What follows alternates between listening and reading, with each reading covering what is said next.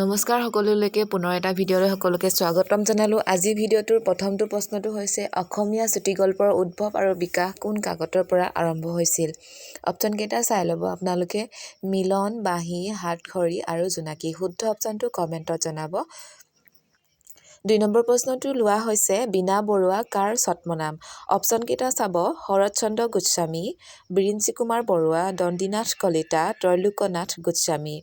যিহেতু ছদ্মনামৰ ওপৰত আমাৰ পৰীক্ষাসমূহত প্ৰশ্ন অহা দেখা যায়, সেয়েহে আমি এই প্ৰশ্নটো উত্থাপন কৰিছোঁ। উত্তৰটো হ'ব বিৰিঞ্চি কুমাৰ বৰুৱাদেৱৰ ছদ্মনাম হৈছে বীণা বৰুৱা। এতিয়া ৩ নম্বৰ প্ৰশ্নলৈ আগবাঢ়িছোঁ। অপূৰ্ণ উপন্যাসখনি কোনে ৰচনা কৰিছিল? অপশ্যন আছে মহিষ চন্দ্ৰ বৰা, দণ্ডিনাথ কলিতা, দৈৱচন্দ্ৰ তালুকদাৰ আৰু ৰজনীকান্ত বৰদলৈ। শুদ্ধ অপশ্যনটো হ'ব দৈৱচন্দ্ৰ তালুকদাৰৰ ৰচনা অপূৰ্ণ উপন্যাসখনি।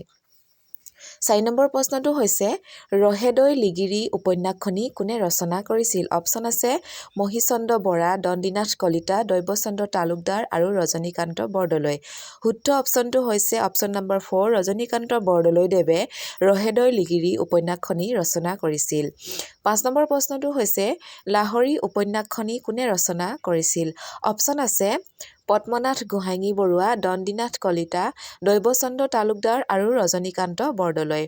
এতিয়া শুদ্ধ অপশ্যনটো হ'ব লাহৰী উপন্যাসখনি পদ্মনাথ গোহাঞি বৰুৱাদেৱে ৰচনা কৰিছিল। এতিয়া আমি ৬ নম্বৰ প্ৰশ্নলৈ আগবাঢ়িছোঁ। ৬ নম্বৰ প্ৰশ্নটো হৈছে কেঁচা পাতৰ কঁপনি উপন্যাসখনি কোনে ৰচনা কৰিছিল? অপশ্যন আছে মহিষ চন্দ্ৰ বৰা, ডক্টৰ প্ৰফুল্ল চন্দ্ৰ গোস্বামী, দৈৱচন্দ্ৰ তালুকদাৰ, ৰজনীকান্ত বৰদলৈ। শুদ্ধ অপশ্যনটো হ'ব কেঁচা পাতৰ কঁপনি উপন্যাসখন ডক্টৰ প্ৰফুল্ল চন্দ্ৰ গোস্বামীদেৱে ৰচনা কৰিছিল। এতিয়া আমি ৭ নম্বৰ প্ৰশ্নলৈ আগবাঢ়িছোঁ। বিভিন্ন উপন্যাসসমূহৰ ওপৰত আজি প্ৰশ্নসমূহ বেছিকৈ লোৱা হৈছে। আৰু ৭ নম্বৰ প্ৰশ্নটো হৈছে কপিলীপৰীয়া সাধুৰ ৰচক কোন? অপশ্যন আছে নৱকান্ত বৰুৱা, দণ্ডিনাথ কলিতা, দৈৱচন্দ্ৰ তালুকদাৰ আৰু ৰজনীকান্ত বৰদলৈ।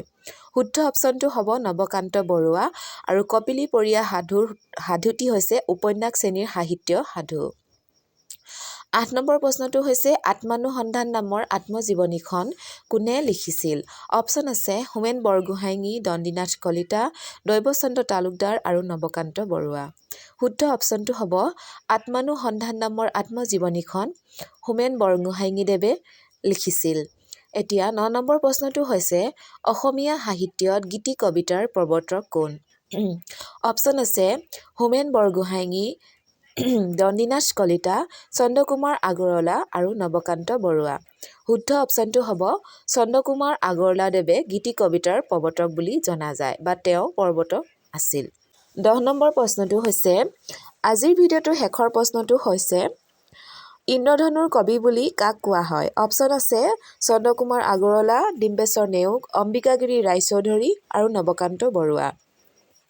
শুদ্ধ অপশ্যনটো হ'ব ডিম্বেশ্বৰ নেওগদেৱক ইন্দ্ৰধনুৰ কবি বুলি জনা যায়। আজিৰ ভিডিঅ'টো ইমানতে সমাপ্ত কৰিছোঁ। স্বাস্থ্যজনিত কাৰণত মাতটো অলপ বেয়া হ'ব পাৰে, আপোনালোকে গুৰুত্ব নিদিব। আৰু সকলোকে ধন্যবাদ জনাইছোঁ আমাৰ ভিডিঅ'টো শেষৰলৈকে চোৱাৰ বাবে। আৰু আপোনালোকে আমাক কমেণ্টত সঁহাৰি ৰূপে জনাব আপোনালোকক কেনেধৰণৰ ভিডিঅ'ৰ প্ৰয়োজন আৰু আমি দিবলৈ চেষ্টা কৰিম।